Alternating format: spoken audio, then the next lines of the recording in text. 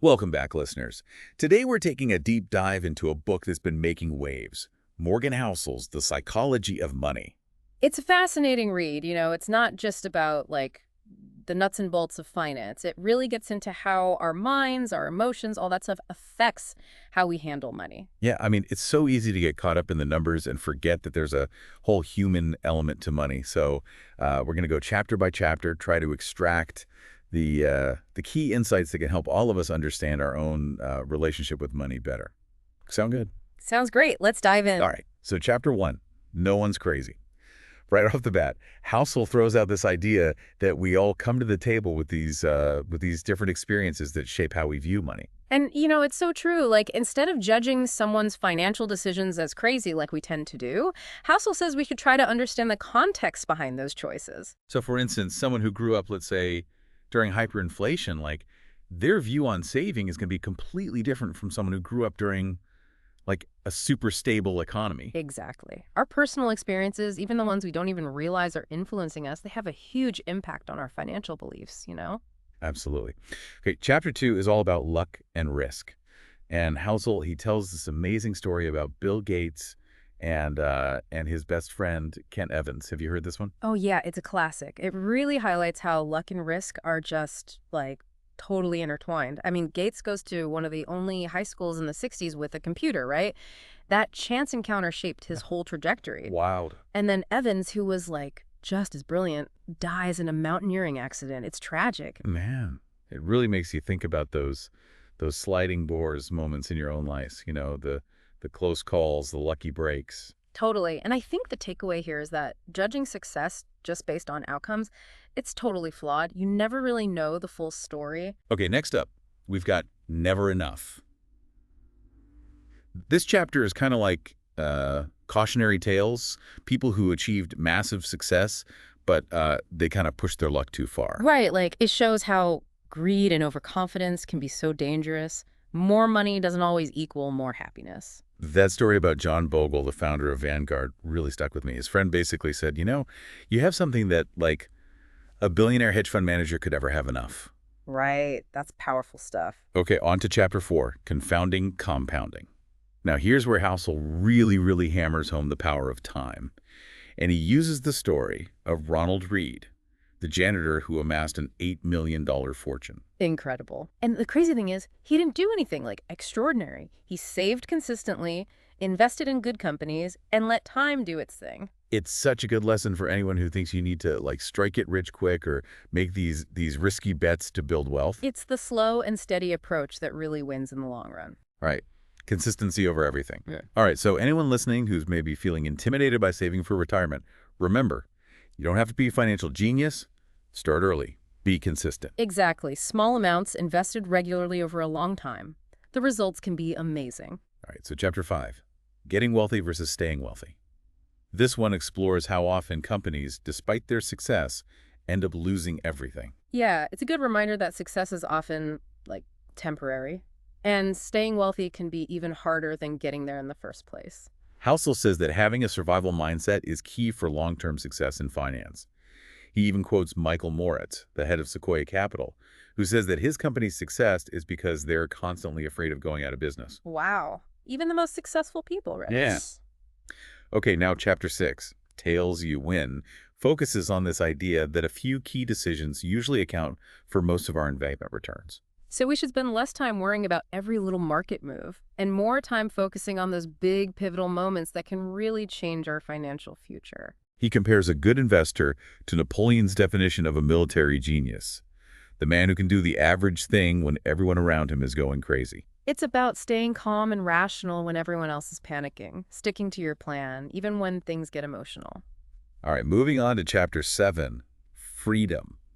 This one's all about how money's greatest value is giving us control over our time. Yes. It's the freedom to do what we want, when we want, with who we want, without being stuck in a job we hate or worrying about money all the time. Housel and his wife, they talk about how they prioritized saving so they could pursue work they loved.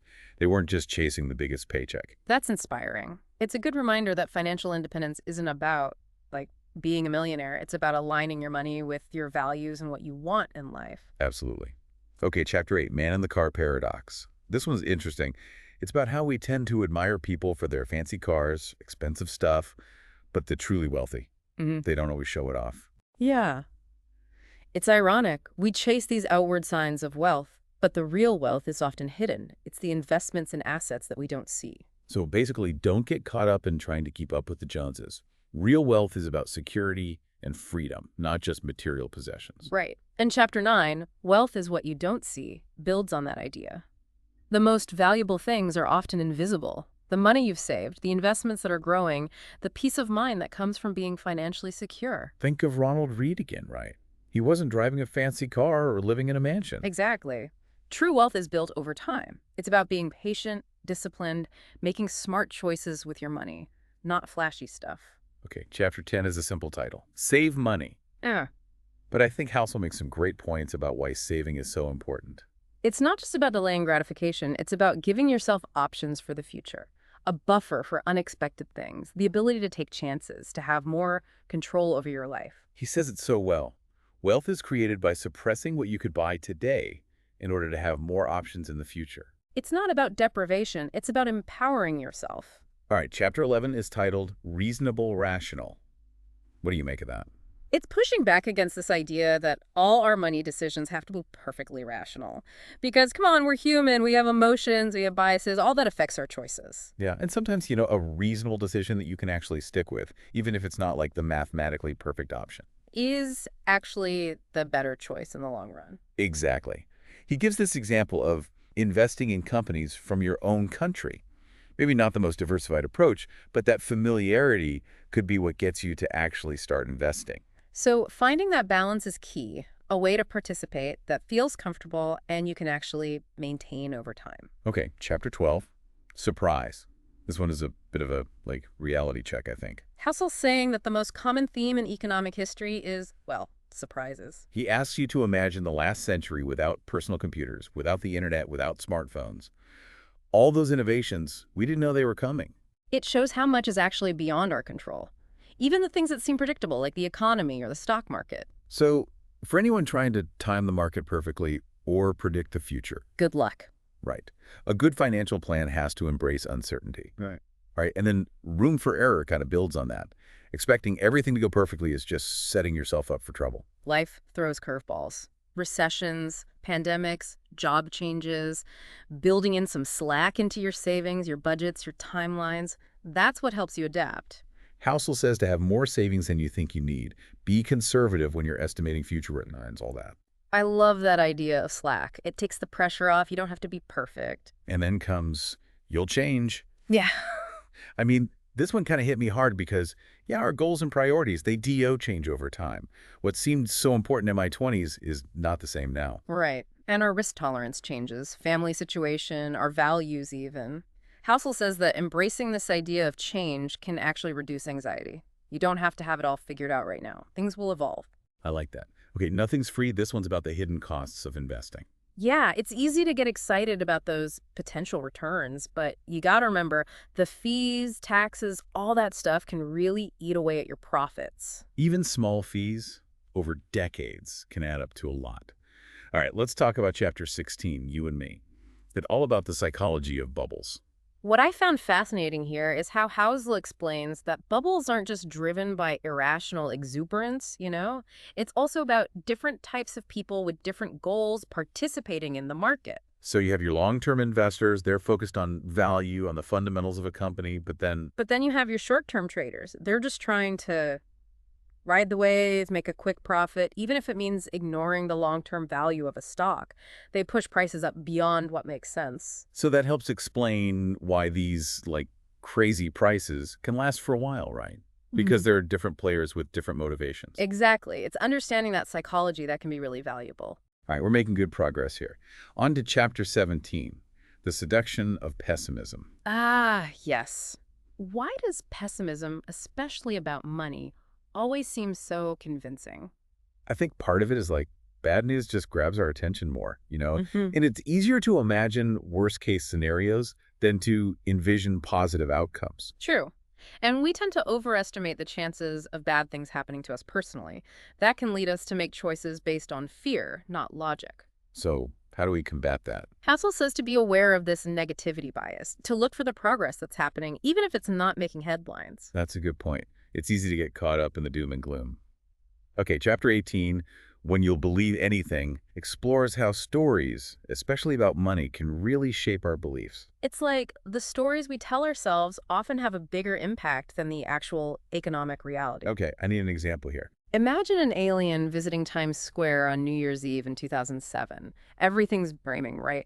Then the alien comes back 2 years later during the financial crisis. Same crowds, same celebrations, same outward signs of economic activity. But the feeling is totally different. The story has changed. In 2007, it was all about growth and abundance. In 2009, it was fear and collapse. And that shift in the narrative, even though the alien couldn't see it, was the most important change that had occurred. It's amazing how our beliefs can actually influence outcomes. Right. If we believe the economy is strong, we're more likely to invest, to spend, but if we believe it's weak, we hold back. It's a good reminder to be careful about the stories we believe, especially when it comes to money. Base your decisions on facts, not just hype or fear. Now, how about All Together Now, chapter 19? This one is about how there are some universal truths in finance, but people come to different conclusions about how to apply them to their own lives. What works for one person might not work for another. He uses that crazy example of the guy who declares bankruptcy even though he owns a $14 million mansion. But like, what is success, really? We all have different definitions. Right. Housel encourages everyone to figure out what enough means for them, to make choices that align with their values, not just follow the crowd. And finally, we have chapter 20, Confessions.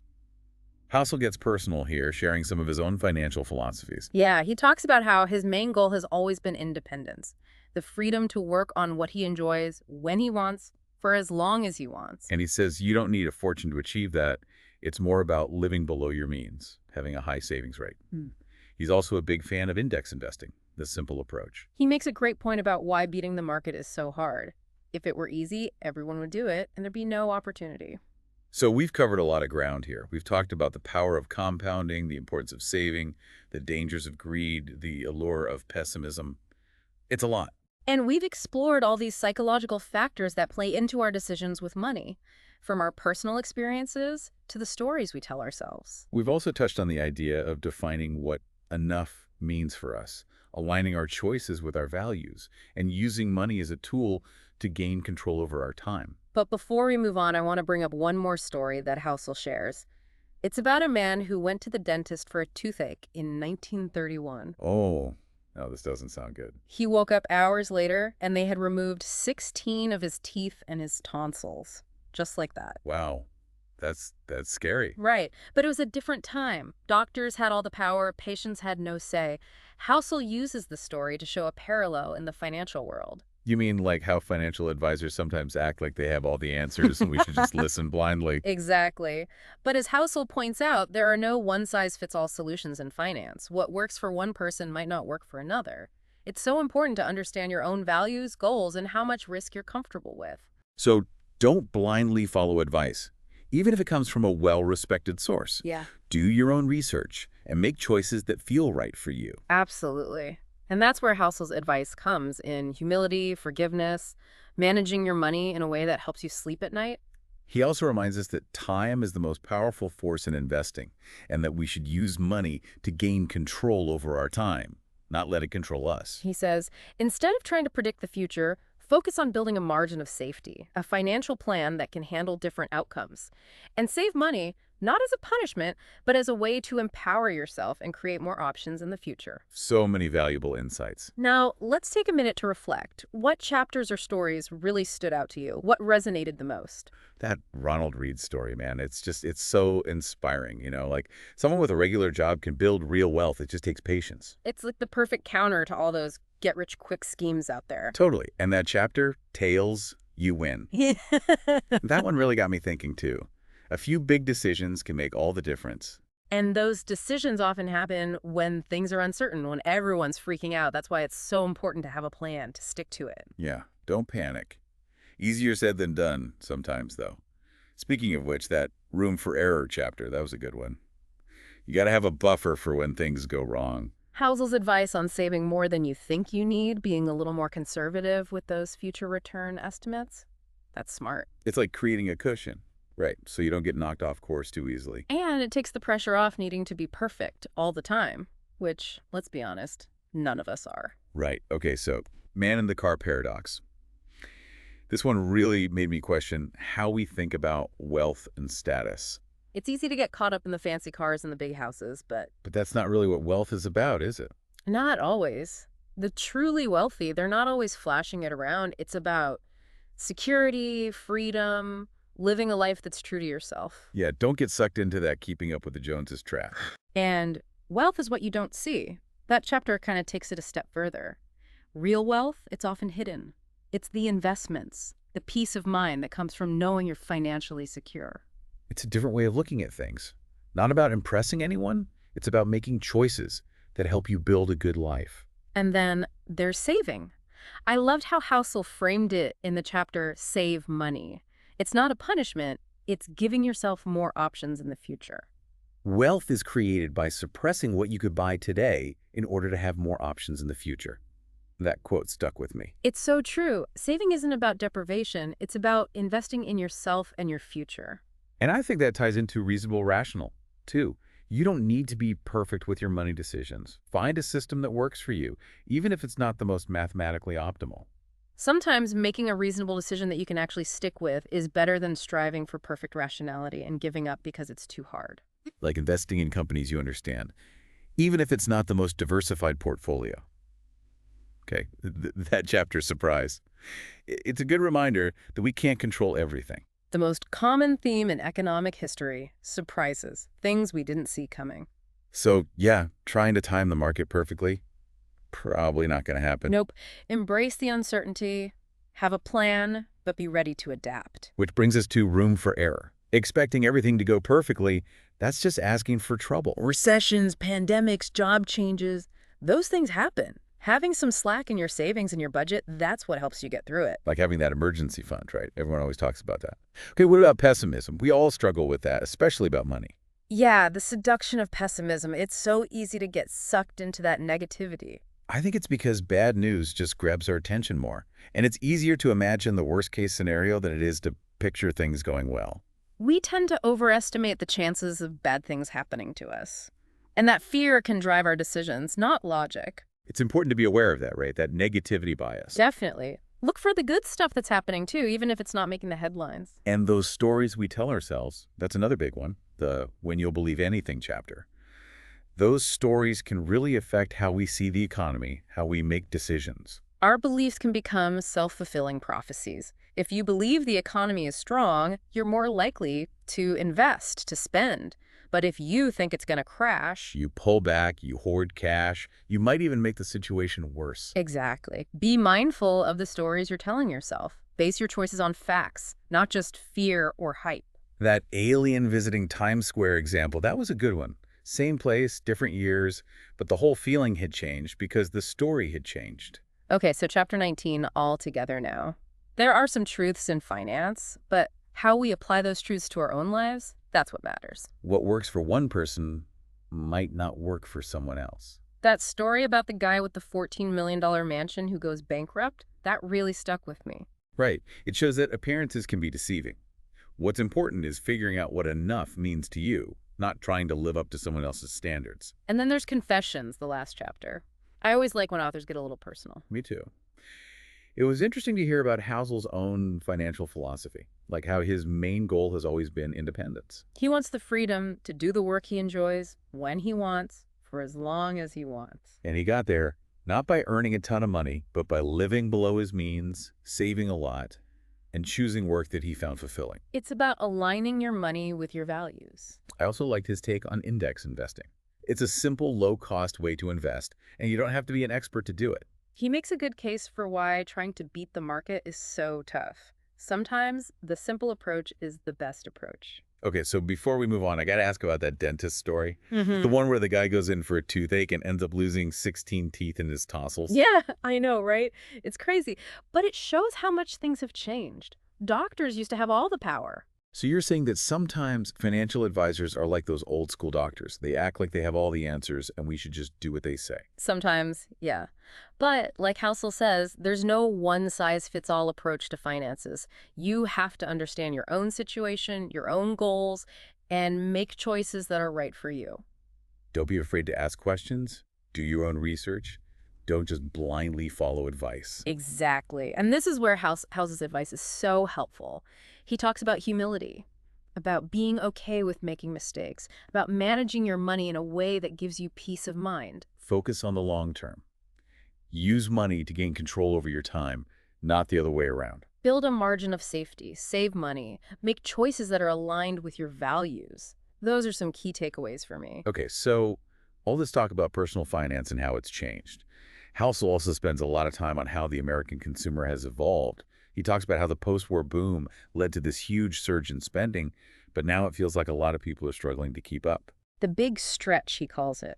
The pressure to maintain a certain lifestyle, even if it means going into debt, it's stressful.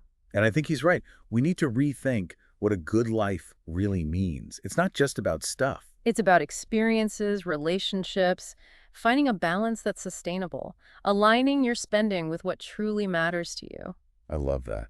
We don't have to be slaves to consumerism. Exactly. Financial freedom, it's not just about having a lot of money. It's about having the time and resources to pursue your passions, to connect with people, to make a difference. That's what it's all about. Okay, so now let's shift gears a bit. What are some of the most actionable pieces of advice that resonated with you? Like concrete steps we can take to improve our financial well-being? One that really stuck with me is like manage your money in a way that helps you sleep at night. It's so simple, but it's kind of profound, you know? Totally. It's about finding that balance so you're not like constantly stressing about money. It's not about hitting some magic number. It's about a system that works for you. Yeah. And Housel also says it's okay to be wrong, especially with investing. He actually says you can be wrong half the time and still end up doing really well. It's true. It takes the pressure off. You don't have to be perfect. It's more about learning from those mistakes and adjusting your strategy. And speaking of strategy, the thing about time horizon, that really hit home for me. The longer your investments have to grow. The better the results. Exactly. Patience pays off. And that kind of brings us to, I think, one of the biggest takeaways from the whole book. Use money to gain control of your time. That's what it's all about, right? Financial independence. Being able to choose how you spend your time instead of being stuck in a job you hate or always worrying about bills. Freedom. Yeah. Housel says that's the best return on investment you can get. It's about using your money to create a life that's really meaningful, one that aligns with what you value. And that's a great point. This whole idea of like what a good life means. Housel talks about how American consumers have changed, how we got caught up in this spending frenzy after World War II, but now it feels like a lot of people are just stressed trying to keep up. The big stretch, yeah. It's tough, that pressure to have the right car, the right house, the right clothes. Even if it means going into debt. Right. And that's why I think we need to rethink what we're striving for, maybe focus more on experiences, on relationships, those things that actually bring a lasting happiness. It's about making choices that support your well-being in the long run, not just chasing the next shiny object. And realizing you don't have to keep up with the Joneses. It's your life. You define what success looks like. That's a great message. So as we wrap up our deep dive into the psychology of money, I hope you're feeling a little more empowered, a little more in control of your financial life. It's not just about the numbers. It's about understanding yourself and making choices that are right for you. And remember, you don't have to figure it all out overnight. It's a journey. Keep exploring, keep learning, and keep diving deep.